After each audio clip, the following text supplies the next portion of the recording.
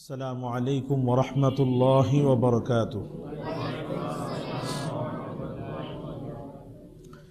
الحمد لله رب العالمين، والصلاة والسلام على سيد الأنبياء والمرسلين وعلى آله وصحبه أجمعين ومن تبعهم بإحسان إلى يوم الدين.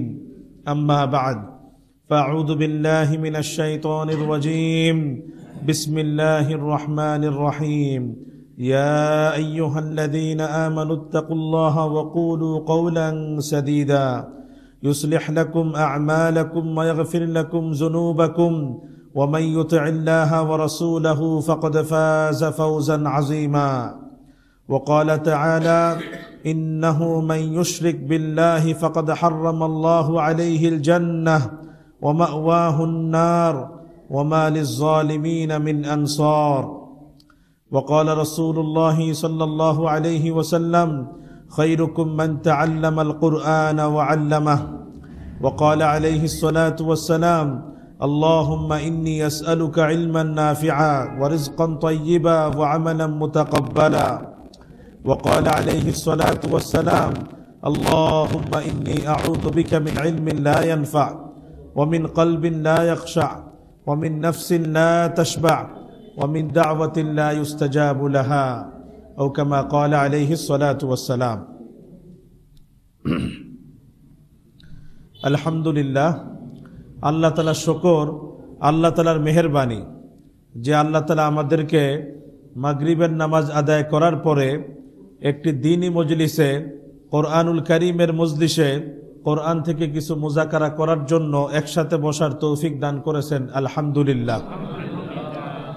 এমন যে কোনো মজলিস যেখানে কোরআনের তেলাওয়াত হয়, যেখানে কোরআনের মুজাকারা হয়, এই জাতীয় মজলিসে বসতে পারা বহুত বড় সাআদাত, বহুত বড় সৌভাগ্যের বিষয়, বহুত বড় ফজিলত এবং বহুত বড় মর্যাদার বিষয়। সাহাবাদের জীবনীর উপর একটি কিতাব লেখা হয়েছে। ইবনে হাজার আসকালানী রাহিমাহুল্লাহ লিখেছেন, আল ইসাবাহ ফি তাময়িজিস সাহাবা, আল ইসাবাহ ফি তাময়িজিস সাহাবা। সাহাবাদের জীবনী বিষয়ে লেখা এই গ্রন্থ, এই কিতাবে 4 নম্বর খণ্ডের 160 নম্বর পৃষ্ঠা, 4 নম্বর খণ্ডের 160 নম্বর পৃষ্ঠা। রাসূল করিম সাল্লাল্লাহু আলাইহি ওয়াসাল্লামের এক সাহাবী ছিলেন আবুল কামরা রাদিয়াল্লাহু তাআলা। উনি বলেন, كنا في مسجد رسول الله صلى الله عليه وسلم حلقا نتحدث إذ خرج رسول الله صلى الله عليه وسلم من بعد حجره فنظر إلى الحلق فجلس إلى أصحاب القرآن فقال: بهذا المجلس أمرت بهذا المجلس أمرت. আবুল কামরা রাদিয়াল্লাহু তাআলা বলেন, একদিন আমরা সাহাবায়ে কেরাম আল্লাহর রাসূলের মসজিদের মধ্যে হালকা বানিয়ে আমরা বিভিন্ন জায়গায় বসেছিলাম এবং দ্বীনি আলোচনা করছিলাম, দ্বীনি মুজাকারা করছিলাম। ঈদ খরাজা রাসূলুল্লাহ সাল্লাল্লাহু আলাইহি ওয়াসাল্লাম মিন বাদি হুজারিহি। হঠাৎ আল্লাহ রাসূল তার কামরা থেকে বের হলেন, তার কোনো একটা কামরা থেকে বের হলেন। ফানাযারা ইলাল হিলাক, বের হয়ে দেখলেন সাহাবায়ে কেরাম বিভিন্ন হালকা বানিয়ে বসে ওনারা দ্বীনি আলোচনা করছেন, তাআল্লুম করছেন, শেখানোর কাজে মশগুল আছেন। তখন আল্লাহ রাসূল কি করলেন? ফাজালাসা ইলা আসহাবিল কুরআন। আল্লাহ রাসূল সমস্ত মজমাগুলোর দিকে তাকানোর পরে উনি যেই হালকায় দেখলেন যে কোরআন নিয়ে যারা বসে আছে, কোরআন শিখছে, শেখাচ্ছে, কোরআনের ইলম শিখছে এবং শেখাচ্ছে, আল্লাহ রাসূল গিয়ে সেই মজমায় গিয়ে বসে বললেন, সেই হালকায় গিয়ে বসলেন।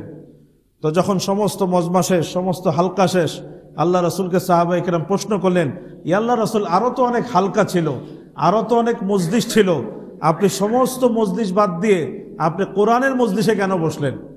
ওগুলোও তো দ্বীনি মজলিস ছিল, ওগুলোও তো দ্বীনি আলোচনাই হচ্ছিল, আপনি সব বাদ দিয়ে কেন কোরআনের মজলিসে বসলেন? তখন রাসূল করিম সাল্লাল্লাহু আলাইহি ওয়াসাল্লাম উত্তর দিলেন, বিহাদাল মাজলিসি উমিরত, বিহাদাল মাজলিসি উমিরত।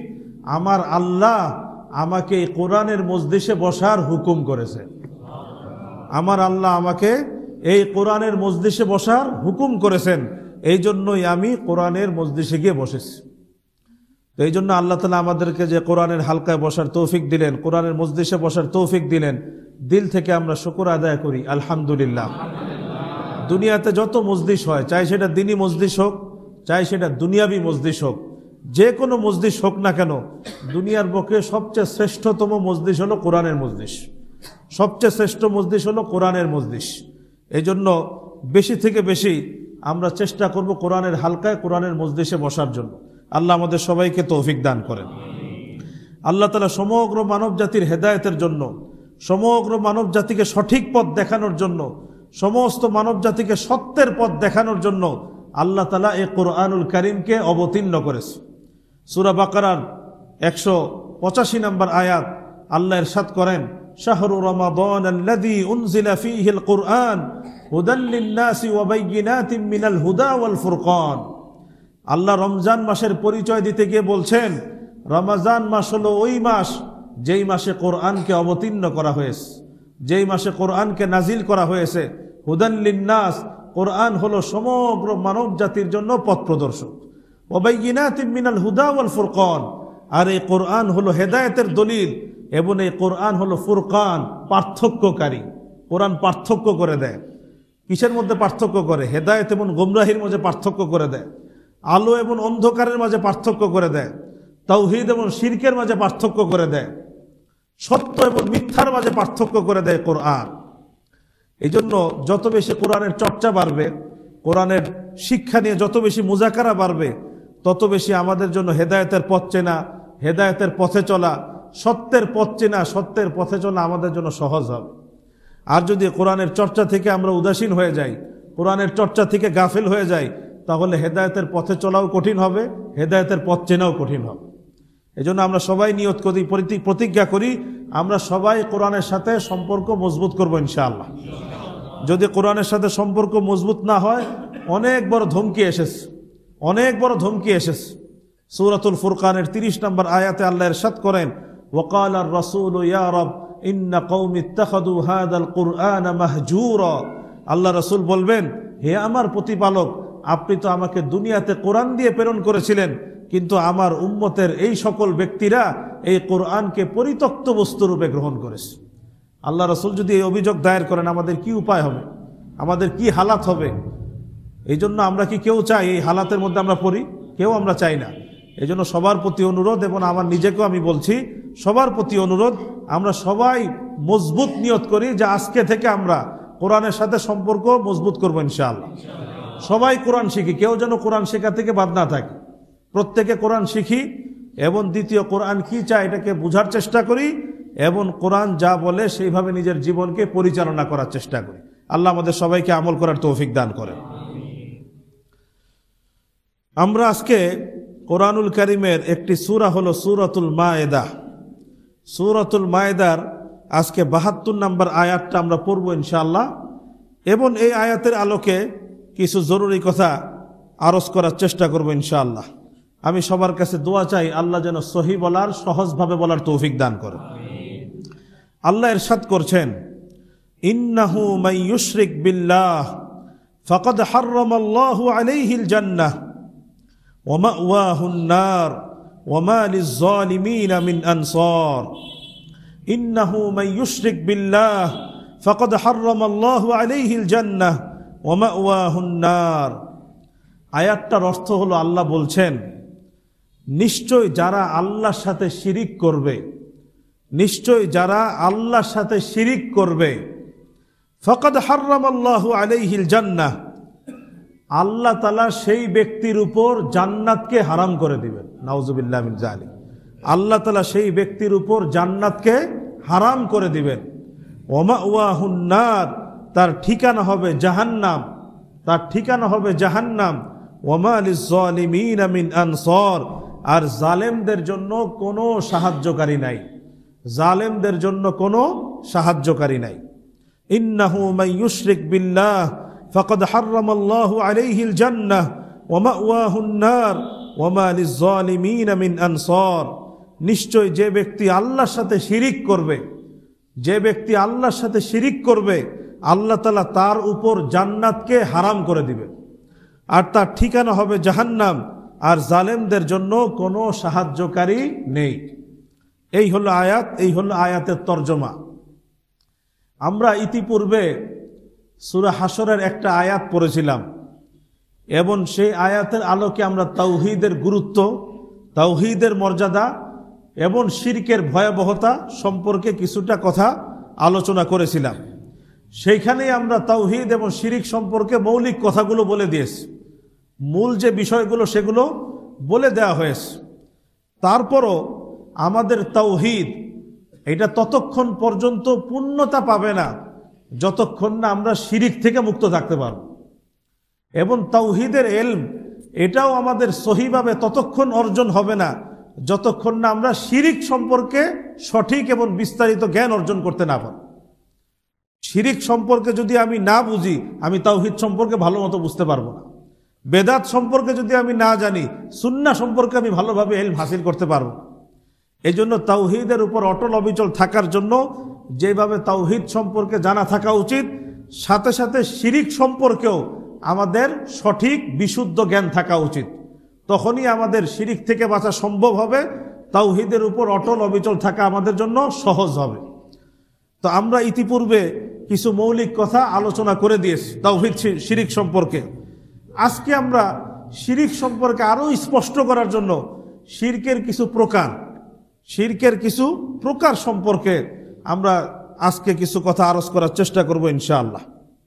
আল্লাহ যেন আমাকে সহি বলার, সহজভাবে বলার তৌফিক দান করেন। এই আয়াতের আলোকেই তো আমরা বুঝে ফেলেছি যে শিরিক কত জঘন্যতম গুনাহ, কত বড় ভয়াবহ গুনাহ। যে ব্যক্তি আল্লাহর সাথে শিরিক করবে, আল্লাহ তাআলা তার জন্য জান্নাতকে হারাম করে দিবেন। আমার জন্য যদি জান্নাত হারাম হয়ে যায় তো কি অবস্থা হবে? আমার সমস্ত আমলই তো বরবাদ হয়ে যাবে, আমার সবকিছুই তো শেষ হয়ে যাবে যদি আমার জান্নাতই আমার জন্য হারাম হয়ে যায়। এছাড়াও আল্লাহ আরো বহুত আয়াতে বলেছে, যেমন সূরাতুন নিসার 116 নম্বর আয়াতে আল্লাহ বলেছেন, ইন্নাল্লাহা লা ইয়াগফিরু আন ইউশরাকা বিহি ওয়া ইয়াগফিরু মা দুনা যালিকা লিমান ইয়াশা। নিশ্চয় আল্লাহ তাআলা তার সাথে শিরক যে হয়, এই শিরকের গুনাহকে আল্লাহ মাফ করবে না। এছাড়া অন্য যে গুনাহ হয় আল্লাহ তাআলা চাইলে সেটাকে মাফ করে দিতে পারে, কিন্তু শিরকের গুনাহ আল্লাহ তাআলা মাফ করবেন না। বান্দা যতক্ষণ শিরক থেকে নিজেকে মুক্ত না করবে, পরিপূর্ণ তওবা করে ফিরে না আসবে, তার আগ পর্যন্ত আল্লাহ তাআলা শিরকের গুনাহকে মাফ করবে না। আর অন্য গুনাহ যদি বান্দা করে, বান্দা তওবা করলেও আল্লাহ মাফ করবেন, অনেক সময় আল্লাহ নিজের থেকে চাইলে এমনিও মাফ করে দিতে পারে। কিন্তু শিরকের গুনাহ আল্লাহ তাআলা, বান্দা যতক্ষণ শিরক থেকে পবিত্র না হবে ততক্ষণ পর্যন্ত আল্লাহ তাআলা এই গুনাহকে মাফ করবে না।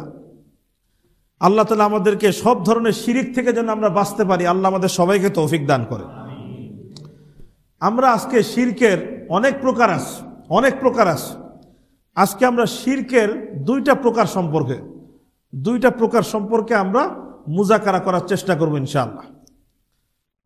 প্রথম, 1 নাম্বার, শিরকের একটা প্রকার এটা, শিরকের একটা ভয়াবহ একটা প্রকার হলো এই, আল্লাহ ব্যতীত কোনো এক মাখলুক, কোনো এক সৃষ্টি, চাই সে বড় পীর হোক, চাই সে বড় আল্লাহর ওলি হোক, চাই সে কোনো বড় বুজুর্গ হোক, চাই সে কোনো বড় মুরব্বী হোক বা কিছুই না, যে কোনো মাখলুক, আল্লাহ ছাড়া কোনো এক মাখলুক সম্পর্কে যদি কেউ মনে করে যে ইনি সমস্ত লাভ ক্ষতি, সমস্ত উপকার এবং অপকারের ক্ষমতা তার আছে, যে কোনো প্রকারের উপকার এবং অপকারের ক্ষমতা তার আছে, যে কোনো ভালো মন্দের উপর তার ক্ষমতা আছে, জাগতিক যে কোনো বিষয় সে যা ইচ্ছা তাই করতে পারে, যা কিছু ইচ্ছা সে যেভাবে চায় সেভাবেই করতে পারে। কেউ যদি আল্লাহ ছাড়া অন্য কোনো মাখলুক সম্পর্কে এই আকীদা পোষণ করে, তাহলে এই আকীদা কি হয়ে যাবে? শিরিক হয়ে যাবে। এটা শিরক হয়ে যাবে যে আমি আল্লাহ ছাড়া কোনো মাখলুক সম্পর্কে যদি মনে করি সে সমস্ত লাভ ক্ষতি, সমস্ত উপকার অপকার সে যা ইচ্ছা তাই করতে পারে, যেখানে ইচ্ছা সে তার ক্ষমতা প্রয়োগ করতে পারে, যেখানে ইচ্ছা সে যা ইচ্ছা তাই করতে পারে, এই ক্ষমতা তার আছে, যদি কোনো মাখলুক সম্পর্কে এই বিশ্বাস পোষণ করা হয় তাহলে এটা কি হয়ে যাবে? শিরিক হয়ে যাবে। এটা তাওহীদে রুবুবিয়াতের পরিপন্থী। তাওহীদে উলুহিয়াত এক জিনিস, আরেকটা হলো তাওহীদে রুবুবিয়াত। তাওহীদে রুবুবিয়াত মানে কি? সমস্ত বিশ্বের স্রষ্টা একমাত্র কে? রিজিক দাতা একমাত্র কে? পালন করতে একমাত্র কে? সন্তান দাতা একমাত্র কে? জীবনদাতা কে? মৃত্যুদাতা কে? রোগ থেকে মুক্তিদাতা কে? এই সমস্ত যে বিশ্বাস, আল্লাহ সম্পর্কে যে বিশ্বাস, এটার নামই হলো তাওহীদুর রুবুবিয়্যাহ। এটার নামই হলো তাওহীদুর রুবুবিয়্যাহ। কেউ যদি কোনো মাখলুক সম্পর্কে এই বিশ্বাসগুলো পোষণ করে যে সে চাইলে সুস্থতা দিতে পারে, সে চাইলে অসুস্থতা দিতে পারে, সে চাইলে সন্তান দিতে পারে, সে চাইলে সন্তান নিয়ে যেতে পারে, সে চাইলে জীবন দিতে পারে, সে চাইলে মৃত্যু দিতে পারে, সে চাইলে রিজিক দিতে পারে, যদি কোনো মাখলুক সম্পর্কে এই বিশ্বাস করে, তাহলে এটা কি হয়ে যাবে?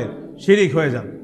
আল্লাহ কোরআনে জায়গায় জায়গায় আল্লাহ তাআলা এই আকীদা আমাদের অন্তরে যেন মজবুত হয়ে যায়, আল্লাহ তাআলা বারবার বর্ণনা করেছেন, বারবার বয়ান করেছেন। আল্লাহ ইরশাদ করেন সূরাতুর রুম 40 নম্বর আয়াত, আল্লাহ ইরশাদ করেন, আল্লাহুল্লাযী খালাকাকুম সুম্মা রাযাকাকুম সুম্মা ইউমীতুকুম সুম্মা ইউহয়ীকুম হাল মিন শুরাকাইকুম মান ইয়াফআলু মিন যালিকুম মিন শাই সুবহানাহু ওয়া তাআলা আম্মা ইউশরিকুন। আল্লাহ বলছেন, আল্লাহই সেই সত্তা যিনি তোমাদেরকে সৃষ্টি করেছেন, তিনিই তোমাদেরকে রিজিক দান করেন, তিনিই তোমাদেরকে জীবন দান করেছেন, তিনিই তোমাদেরকে মৃত্যু দান করবেন। আছে কি তোমাদের শরীকদের মধ্যে এমন কেউ যেগুলো করতে পারবে? আছে কেউ? সুবহানাহু ওয়া তাআলা আম্মা ইউশরিকুন। আল্লাহ বলছেন, নিশ্চয়ই আল্লাহ তাআলা তাদের শিরিক থেকে সম্পূর্ণরূপে পবিত্র। আল্লাহ তাদের শিরিক থেকে সম্পূর্ণরূপে পবিত্র। রিজিক দাতা একমাত্র কে? আর কোন মাখলুক সম্পর্কে যদি মনে করি সে চাইলেই আমাকে রিজিক দিতে পারবে, চাইলে সে আমাকে ধনী করে দিতে পারবে, চাইলে সে আমার প্রয়োজন পুরা করে দিতে পারবে, এই বিশ্বাস যদি পোষণ করি কি হয়ে যাবে? আল্লাহ কোরআনে বলেছেন সূরা ফাতির 3 নম্বর আয়াত, হাল মিন খালিকিন গায়রুল্লাহ ইয়ারযুকুকুম মিনাস সামাই ওয়াল আরদ লা ইলাহা ইল্লা হুয়া ফাআন্না তুফাকুন। আছে কি আল্লাহ ছাড়া আর কোন স্রষ্টা যিনি তোমাদেরকে আসমান এবং জমিন থেকে রিজিক দিতে পারে? আছে কোন স্রষ্টা যিনি রিজিক দিতে পারে? লা ইলাহা ইল্লাহু, তিনি ছাড়া কোনো মাবুদ নাই। ফাআন্না তুফাকুন, সুতরাং তোমরা কোন দিকে ঘুরপাক খাচ্ছ? কোথায় তোমরা যাচ্ছ? আল্লাহ আরো ইরশাদ করেন সূরা আনকাবুতের 17 নম্বর আয়াত, ইন্নাল্লাযীনা তা'বুদুনা মিন দুনিল্লাহ লা ইয়ামলিকুনা লাকুম রিজকা ফাবতাগু ইনদাল্লাহি রিজকা ওয়া'বুদুহু ওয়াশকুরু লাহু ইলাইহি তুরজাউন। আল্লাহ ছাড়া যাদের উপাসনা করো, আল্লাহ ছাড়া যাদের ইবাদত করো, তারা কেউ তোমাদের রিজিক দেওয়ার মালিক নয়। ফাবতাগু ইনদাল্লাহি রিজক, তোমরা আল্লাহর কাছে রিজিক চাও। কার কাছে রিজিক চাও? আল্লাহর কাছে। ওয়া'বুদুহু, তার ইবাদত করো। ওয়াশকুরু লাহু, তার শুকর আদায় করো। ইলাইহি তুরজাউন, তার কাছেই তোমাদেরকে ফিরে আসতে হবে। সমস্ত উপকার অপকার লাভ ক্ষতির মালিক কে? আল্লাহ যদি আমার কোনো উপকার করতে চায় তাহলে বান্দা আমার ক্ষতি করতে পারবে? আর বান্দা আমার ক্ষতি করতে যাচ্ছে কিন্তু আল্লাহ চাচ্ছে না উপকার করতে, বান্দা ক্ষতি করতে পারবে? পারবে না। কোরআনে বহুত আয়াত আল্লাহ বলেছেন লাভ ক্ষতি একমাত্র আল্লাহর হাতে, উপকার ও অপকার একমাত্র আল্লাহর হাতে।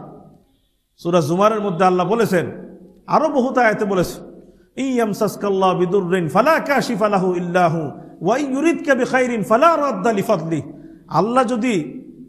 আল্লাহ যদি তোমার কোনো ক্ষতি করতে চায়, কোনো অপকার করতে চায়, তাহলে দুনিয়ার কেউ তোমাকে অপকার থেকে বাঁচাতে পারবে না। আল্লাহ যদি তোমার কল্যাণ চায়, তাহলে দুনিয়ার কেউ তোমার অকল্যাণ করতে পারবে। কল্যাণ অকল্যাণের মালিক কে? লাভ ক্ষতির মালিক কে?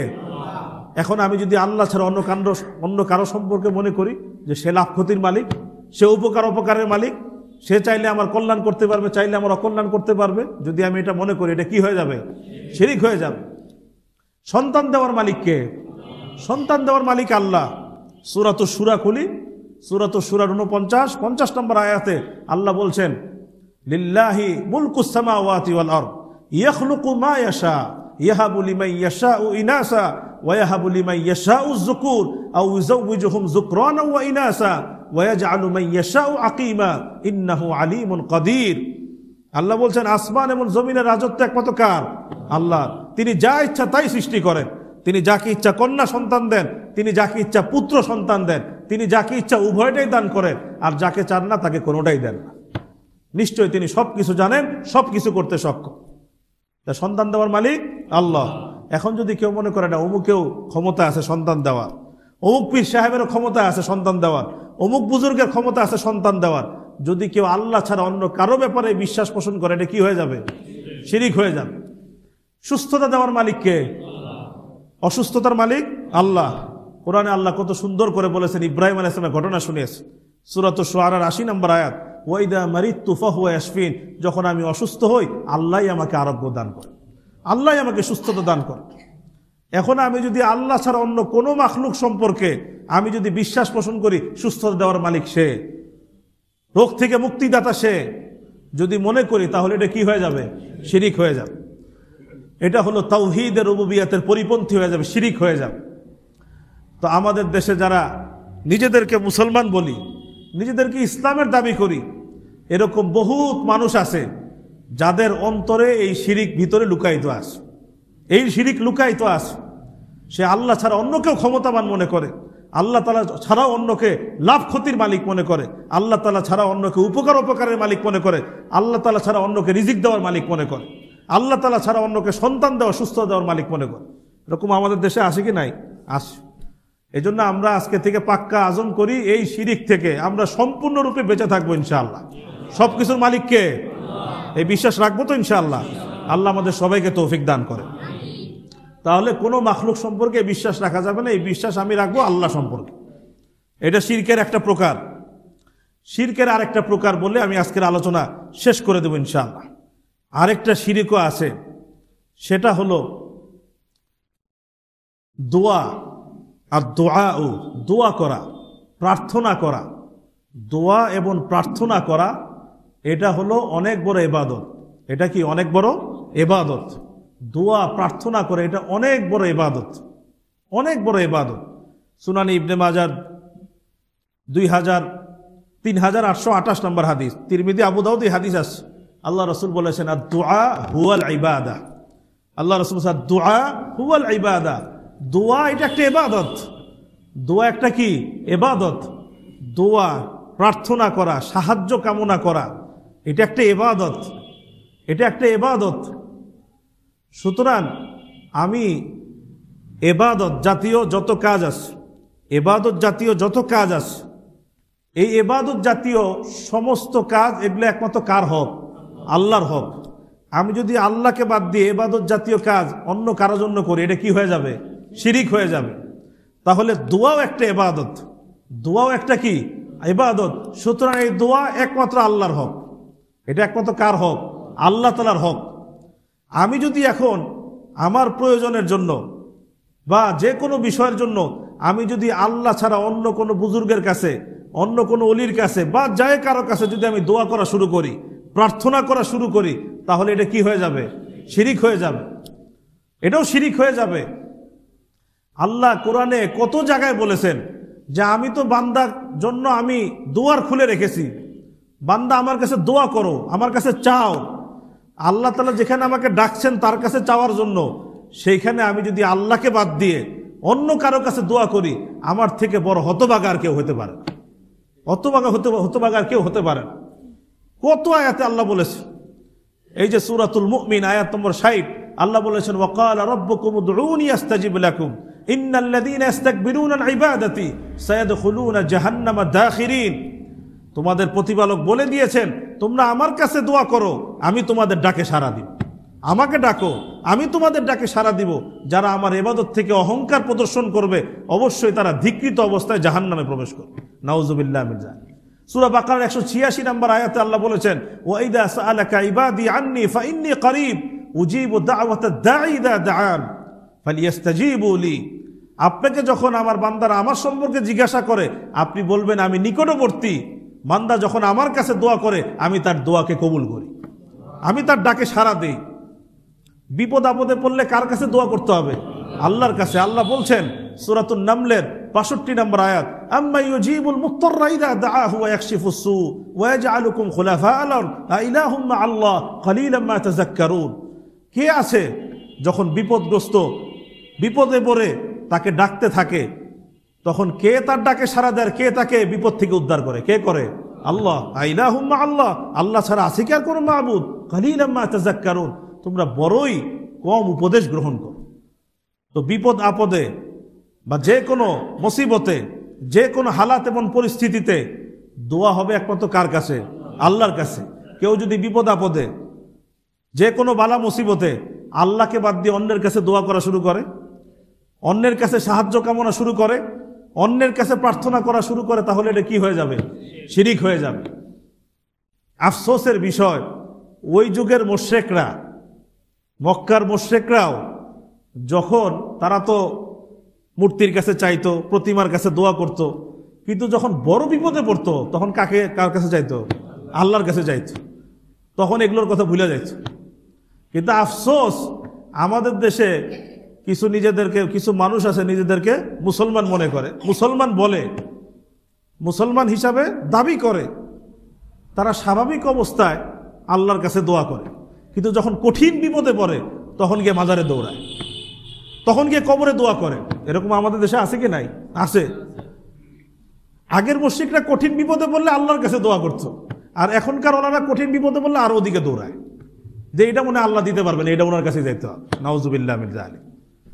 আল্লাহ মাফ করুক, আমাদের দেশে এরকম মানুষ আছে। এই সমস্ত শিরিক থেকে আমাদের কি করতে হবে? বেঁচে থাকতে হবে। আপনি মাজারগুলোতে যান, দেখবেন হাজার হাজার মানুষ সন্তান হয় না, সন্তানের জন্য ওইখানে দোয়া করছে, মাজার আল্লাহর কাছে দোয়া করছে। এরকম আছে কি নাই? এরকম আছে, বহুত আছে। অথচ আমি দুনিয়াতে যদি কোনো পীর ওলি বুজুর্গের কাছে দোয়া করি, সে যত বড় বুজুর্গ হোক, একজন নবীর সমান হইতে পারবে? নবীর সমান হইতে পারবে না। অথচ নবীদেরকেও তো আল্লাহ তাআলা সন্তান দেওয়ার মালিক বানায় নাই। নবীদেরও যখন সন্তান প্রয়োজন হয়েছে, নবীরা কার কাছে দোয়া করেছে? আল্লাহর কাছে দোয়া করেছে। সূরা আল ইমরান খুলি, 38 নম্বর আয়াত খুলি। জাকারিয়া আলাইহিস সালামের সন্তান হচ্ছিল না, সন্তান ছিল না। উনি কি করেছেন? হুনালিকা দাআ জাকারিয়া রাব্বাহ ক্বালা রাব্বি হাবলি মিন লাদুনকা যুররিয়াতান তাইয়্যিবাহ ইন্নাকা সামিউদ দুআ ফানাদাতহুল মালায়েকা ওয়া হুয়া কায়িমুন ইউসাল্লি ফিল মিহরাব আন্নাল্লাহা ইউবাশশিরুকা বিয়াহইয়া মুসাদ্দিকান বিকালিমাতিন মিনাল্লাহ ওয়া সাইয়্যিদান ওয়া হাসূরান ওয়া নাবিয়্যান মিনাস সালিহিন। আল্লাহ বলছেন, জাকারিয়া সেখানে দাঁড়িয়ে তার প্রতিপালকের কাছে দোয়া করলো, হে আমার প্রতিপালক, আপনি আপনার পক্ষ থেকে আমাকে একজন নেক সন্তান দান করেন, নিশ্চয়ই আপনি দোয়া কবুলকারী। আল্লাহর কাছে যখন দোয়া করলো জাকারিয়া আলাইহিস সালাম, আল্লাহ কি বললেন? তাৎক্ষণিক ফেরেশতা আসলো, আল্লাহর পক্ষ থেকে ফেরেশতারা এসে জাকারিয়াকে ডাক দিয়ে বলল, আল্লাহ তাআলা আপনাকে সুসংবাদ প্রদান করছেন একজন সন্তানের, তার নামও আল্লাহ তাআলা রেখে দিয়েছেন, তার নাম হবে ইয়াহইয়া। কি নাম হবে? ইয়াহইয়া। মুসাদ্দিকাম বিকালিমাতিন মিনাল্লাহ, সেও আল্লাহর কালিমাকে সত্যায়নকারী হবে।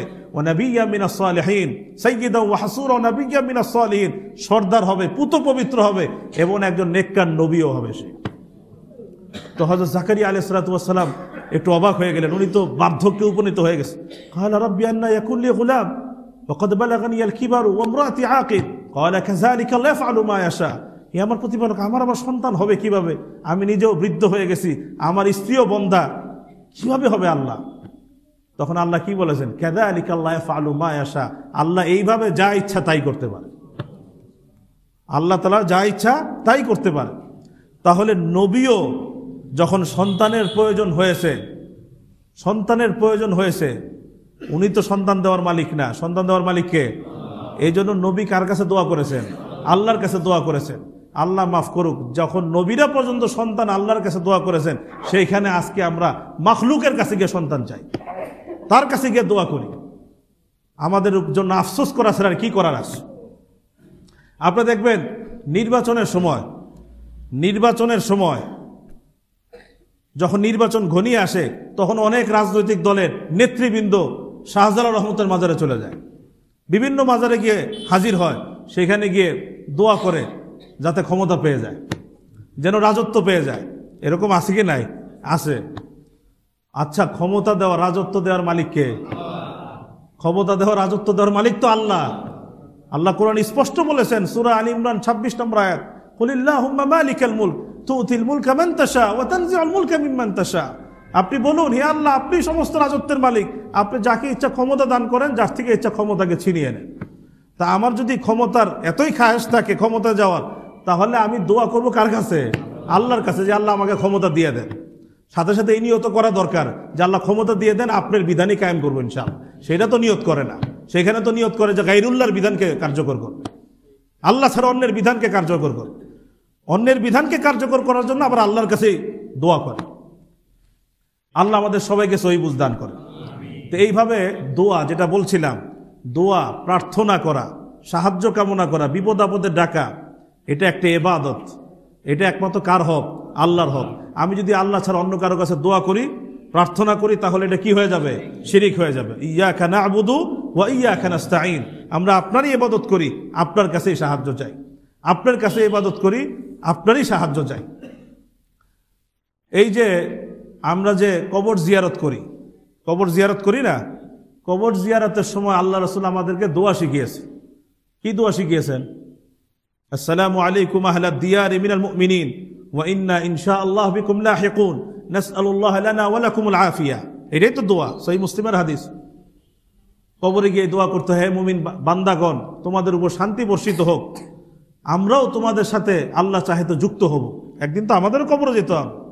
নাসআলুল্লাহ লানা ওয়া লাকুমুল আফিয়া, আমরা আল্লাহর কাছে চাচ্ছি, আমাদের জন্য নিরাপত্তা চাচ্ছি, তোমাদের জন্য নিরাপত্তা চাচ্ছি। আল্লাহর কাছে, কার কাছে চাচ্ছি? আল্লাহর কাছে চাচ্ছি, আমাদের জন্য নিরাপত্তা, তোমাদের জন্য নিরাপত্তা। আল্লাহ রাসূল আমাদেরকে শিখাইলো যে কবরে গিয়ে কবরওয়ালার জন্য আল্লাহর কাছে দোয়া করো। কবরওয়ালার জন্য কার কাছে দোয়া করো? আল্লাহর কাছে দোয়া করো। কিন্তু আমাদের দেশে কিছু মানুষ বা আরো বিভিন্ন জায়গায় মানুষ উল্টাটা উদ্ভাবন করেছে। কবরের কাছে গিয়ে কবরওয়ালার জন্য আল্লাহর কাছে না চেয়ে সে কবরের কাছে যাওয়া শুরু করেছে, কবরবাসীর কাছে যাওয়া শুরু করেছে। তা আমাদের থেকে বড় হতভাগা আর কি হতে পারে? এই সমস্ত কাজ, এগুলো শিরকি কাজ, এগুলো থেকে আমাদের বেঁচে থাকতে হবে। তো এই জন্য আল্লাহ সুবহানাহু ওয়া তাআলা যে কথাটা বলেছেন, ইন্নাহু মাইয়ুশরিক বিল্লাহ ফাকাদ হাররামাল্লাহু আলাইহিল জান্নাহ ওয়া মাওয়াহুন নার ওয়া মা লিয-যালিমিন মিন আনসার। যারা আল্লাহর সাথে শিরিক করবে, আল্লাহ তাদের উপর জান্নাতকে হারাম করে দিবেন, তার ঠিকানা হবে জাহান্নাম, আর জালেমদের কোনো সাহায্যকারী নেই। তাহলে আমরা শিরিক থেকে সবাই বেঁচে থাকবো তো ইনশাআল্লাহ। আল্লাহ আমাদের সবাইকে তৌফিক দান করেন। ওয়া আখিরু দাওয়ানা আনিল হামদুলিল্লাহি রাব্বিল আলামিন।